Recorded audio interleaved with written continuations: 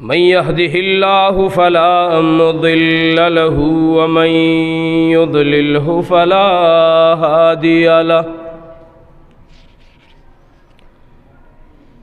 ونشهد أن لا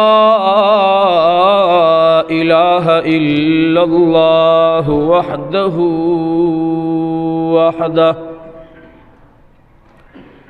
لا شريك له ولا وزير له ولا مشير له ونشهد أن سيدنا وسندنا وحبيبنا وشفيعنا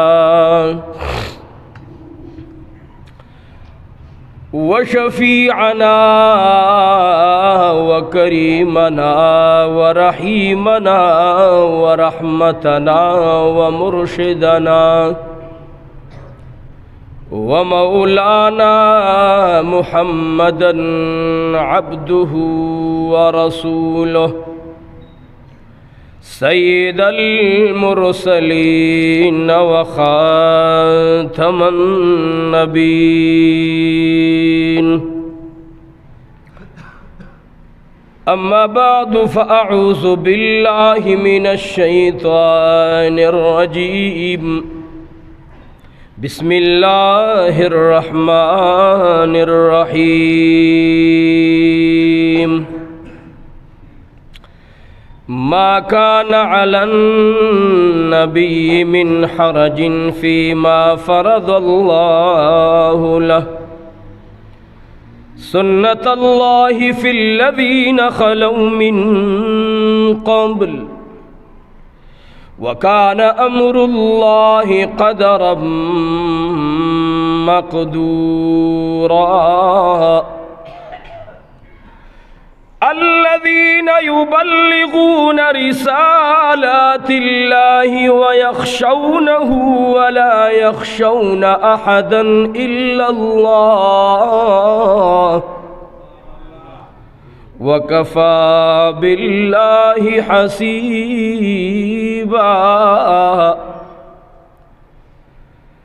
ما كان محمد أبا أحد من رجالكم ولكن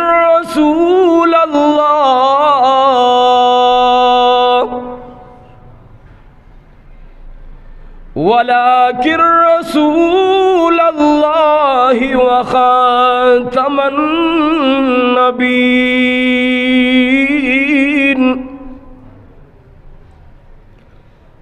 وكان الله بكل شيء عليما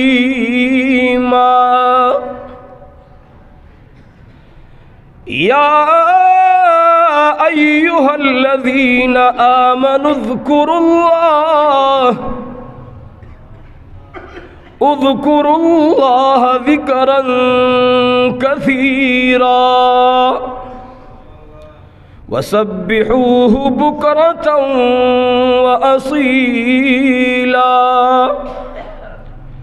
هو الذي يصلي عليكم وملائكته ليخرجكم من الظلمات إلى النور وكان بالمؤمنين رحيما تحيتهم يوم يلقونه سلام وأعد لهم أجرا كريما يا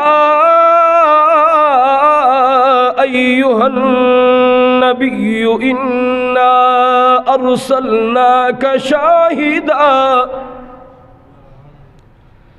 شاهدا ومبشرا ونذيرا وداعيا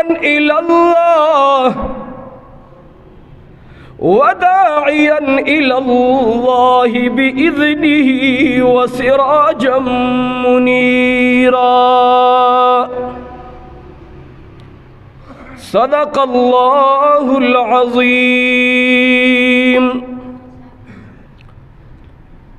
هو الحبيب الذي ترجى شفاعته لكل حول من الأحوال مقتحمين.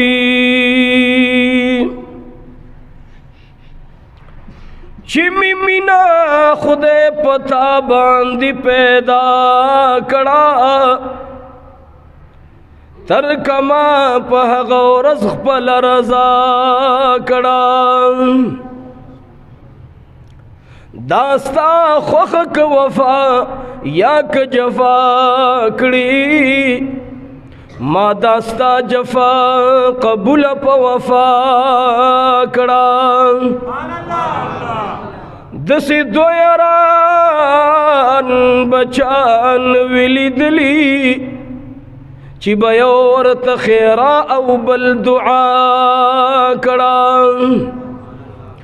ان اللہ و ملائکته یصلون علی النبی یا ایہا الذین آمنوا صلوا علیہ وسلموا تسلیما.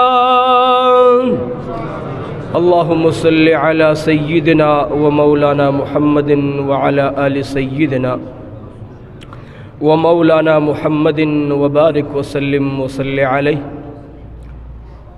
اللهم صل وسلم على النبي الأمين. اللهم صل وسلم على النبي الأمين. اللهم صل وسلم على النبي الأمين. واجب القدر حضرات علماء کرام و طلباء عظام، شیخ الحدیث استاذ العلماء جناب سید محمد عارف باچا سے حفظہ اللہ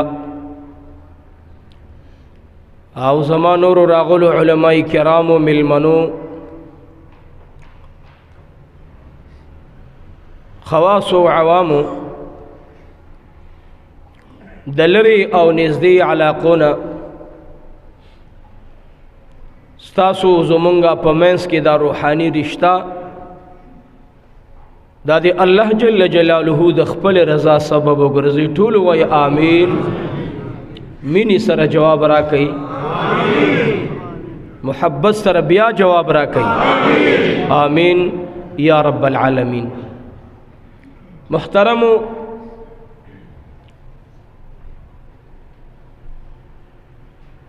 دا ہر انسان دنیا کی جون دا دا حقی دا یو سوچ پا بنا باندی وی دا چاہت دنیا کی دا سی جون نوی چی دا حقی دا یو ذہن کی خاکہ و نقشہ نوی موجود. وہ ہر انسان چی دنیا تراغل ہے اکا پا ہر فکر او پا ہر عقیدہ باندی دنیا کی استرگی غوڑولی نو اغوی چیز پا حق ایم. دا یاد ساتھ ایرون دا کم خلق چی اور تا عبادت کی اغویو منگ پا حق ایو، کم خلق چی بود تا عبادت کی اغویو منگ پا حق ایو، کم چی عیسیٰ علیہ السلام ابن اللہ گنی یائی یو د دریو خدایانو نے گنی اغوی منگ پا حق ایو. کسوک پا دی ایمان باندے اللہ مشرف کرے چی لا الہ الا اللہ محمد الرسول اللہ چی آغا منگو تاسی مسلمانانی اٹھولو وی الحمدللہ منگ یو پا حق او دا حق کلمہ دا دا دی کلمین علاوہ کدا دا ہر غیر عبادت کی خواہ کا اغا دو وقت نبی تا سجدہ لگولی، خواہ کا اغا قبر تا سجدہ لگولی، بہر حال چې په هر سیس کې لیکن د خدای په نس باندې مقبول او محبوب دین هغه دین اسلام دی. ان الدین عند الله الاسلام. اهل مکه والاو خلق ځانتا دنیا کې خپل باطل عقیده حق ګڼل او د جناب رسول الله صلی الله علیه وسلم د ملګرو او داغه د صحابه او عقیده او نظریه حق نه ګڼل.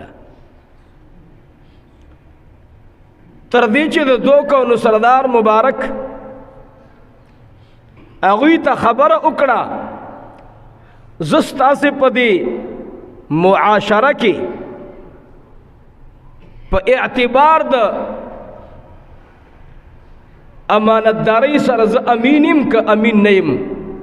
ټولو یو جواب ورکړی، چام په دې جواب کې خیانت نه دی کړی، ټولو ویلې ته امین یې.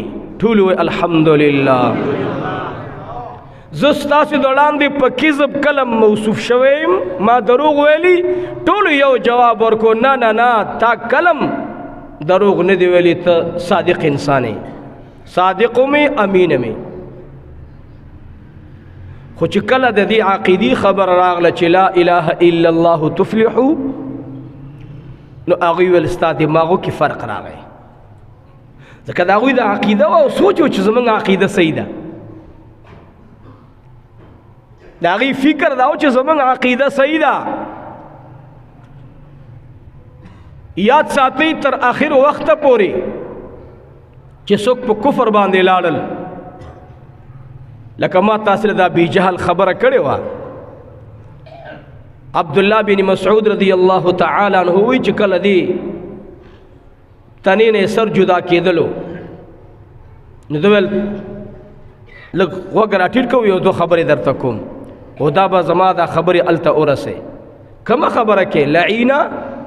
وړومبۍ خبره دا ده چې ورته ووایه پیغمبر علیه السلام ته چې څرنګه مې په ژوند باندې ستا سره نه لګېدله، ورانه مې و در سره، هغه خبرې ډېرې خرابې خبرې وې، هغه زه نه ویم.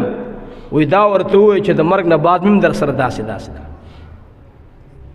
لیکن چې الله جل جلاله وغوښتل، د الله خوښه شوه، خدای پاک وښودل چې ای نبي زه اوس درته ښیم چې همدا ابي جهل دی، همدا لعین دی چې ستا خلاف مختلفې منصوبې جوړې کړې، د ده نه پیدا دی، د ده بچی دی، او دی به تا ته راځي، بیا به داسې اظهار کوي.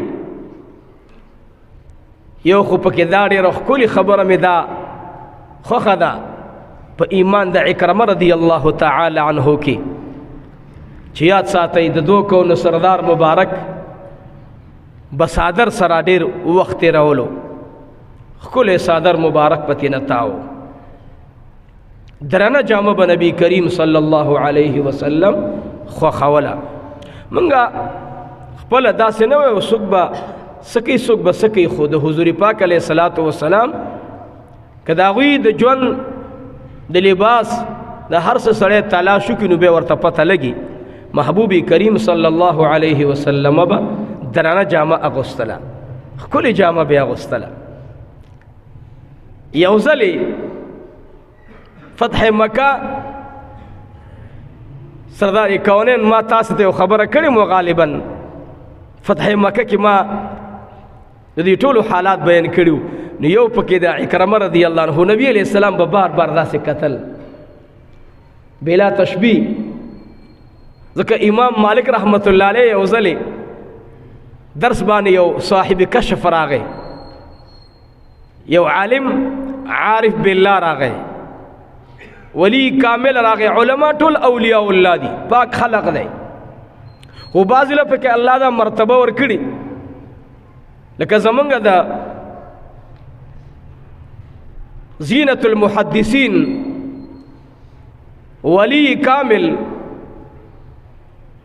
د زمانی لوی درویش عارف بالله نصیر الدین غرغشتوی رحمه الله داغي متعلق داغي دیو شاگرد سره زما الله پاک تعلق جوړ کړی دی، خدای دا تعلق زم برقرار وساتي، علماء سره او د نیکانو خلق سره تعلق ساتي. زمونږ د اکابرو ډېر ښه صفات الله ورکړي. اسې یو خبره مې درته کوله، مولانا نصیر الدین غرغشتوي رحمه الله د هغې هم کمال دا و چې خدای پاک جل جلاله ورته دا ملکه او مقام او عزت ورکړی چې په درس کې به داسې څوک کېناستو نو دا به ورته پته لګېدله چې نن درس داسې ذهن والا قسم راغلی. دې ته کشف علم وي. امام ابو حنیفه رحمت الله علیه ته الله ورکړی. نور داسې علماء کرام نو خبره په خپل حال بیا رانه مخکې کېږي. یو زه مختصر خبره درته کوم نن انشاءالله په حکم باندې به بیان بندو ځکه لږ تکلیف دی راته.